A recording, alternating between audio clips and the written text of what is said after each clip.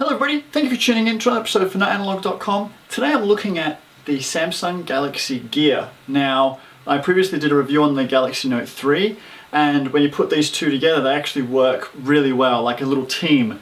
Now, to tell you a little bit about the Galaxy Gear, it's one of the first real smartwatches that we've seen, which actually integrate well with phones and things like that. Now, to give you an idea of what's inside this tiny little watch, essentially, 800 megahertz processor. It's got a 320 pixel by 320 pixel display. It's just a little 1.6 inch screen, so it is small, but it's actually quite crisp and clear. And even actually using it outdoors is quite good because it is very bright. So straight up with the screen. It's got 4 gig of storage built into the watch. 4 gig. Now, you think back not so long ago, 4 gig was a lot, and now they're built into watches. It's got half a gig of RAM. Again, these were like mid-range phones once upon a time in a watch. It's also got a microphone here, and it's also got a little microphone at the bottom for noise cancelling, and it's also got a speaker built into it as well. And I'll get to that in a second.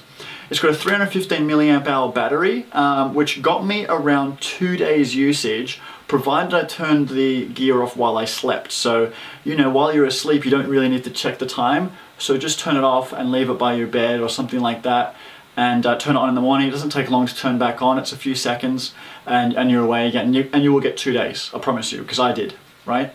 So that was that. Now, besides the outside and how it all works, there's some seriously cool stuff you can do with this, and I keep pushing buttons on the screen at the same time, but there's some really cool stuff you can do. So there's a huge bunch of apps that you can get for the Gear already, so things like eBay, TripIt, MyFitnessPal. Now, MyFitnessPal is one that I've used quite a lot because it's got a camera. Oh, I didn't mention that. It's got a camera here as well, guys. 1.9 megapixel camera. It will shoot 720p video as well.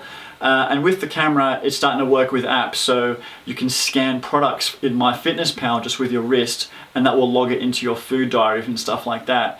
I find that really, really handy, and that's kind of one of the best uses I've got for the camera. Straight out, it's a 1.9 megapixel camera, so it's good for those subtle shots where you want to quickly capture something without, pulling out your phone and taking a big picture, especially when it is the Note 3. So, it's great for subtle shots and does transfer to your phone. However, it's just not the best quality camera, but it's good again for when you have to use it. It's handy. Built into the watch as well, S-Voice, voice memo.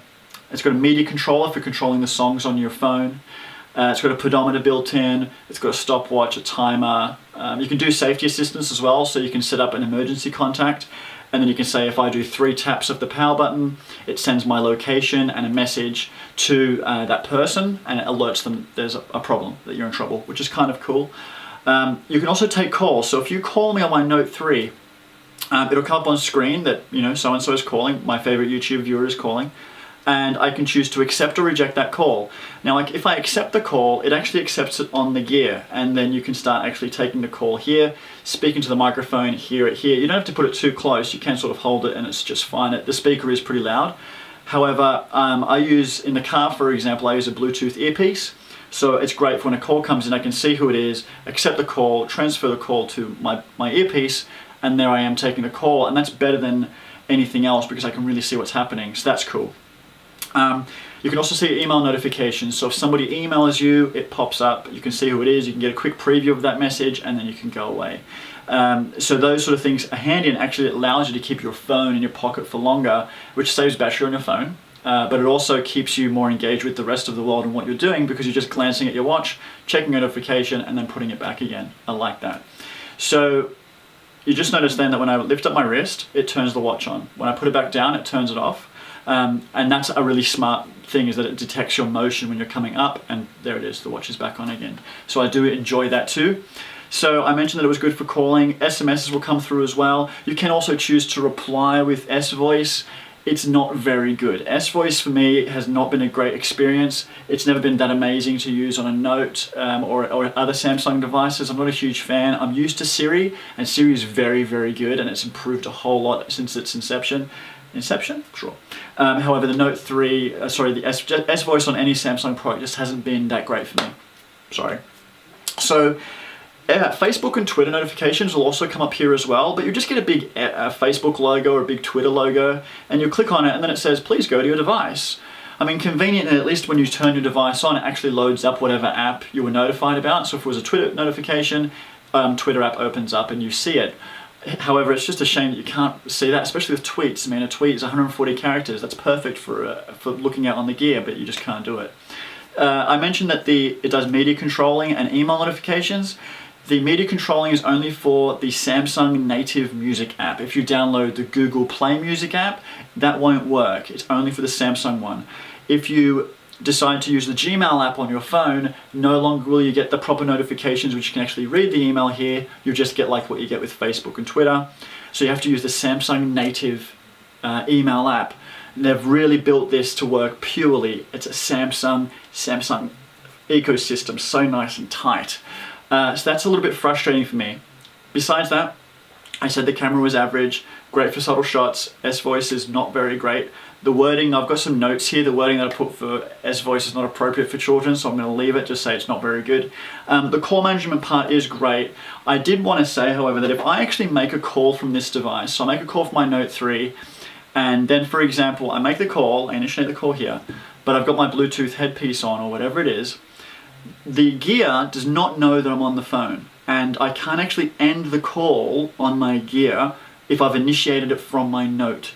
And I find that a little weird because hands-free hanging up should also be here as well. I should be able to just hit here and it's done. I couldn't do that, which is kind of weird, but I think that'll just come. I think that's kind of a bug of theirs. So that's something. It comes in a charging pod or case. If you want to charge your Gear, you have to put it in this case and it kind of clamps around the top. And then you've got the micro USB port on the back. It's also got the NFC chip in the case for when you need to download the Gear Manager software for the Note 3 or whatever other device it is.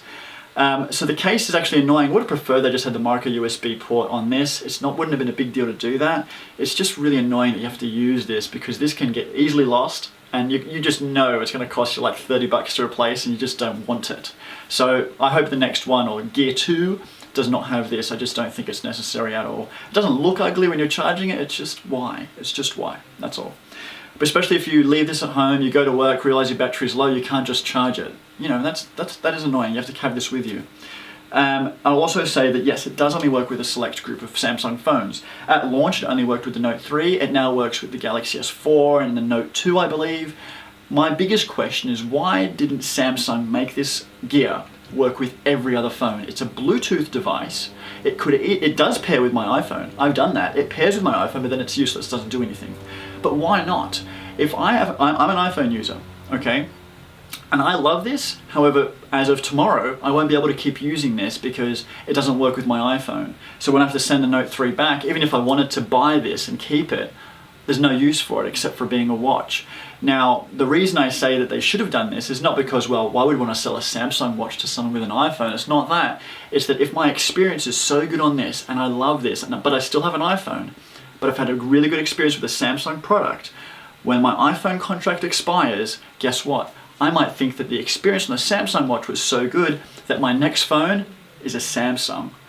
Now, I think that they missed the ball on that. They missed what this could have done for marketing.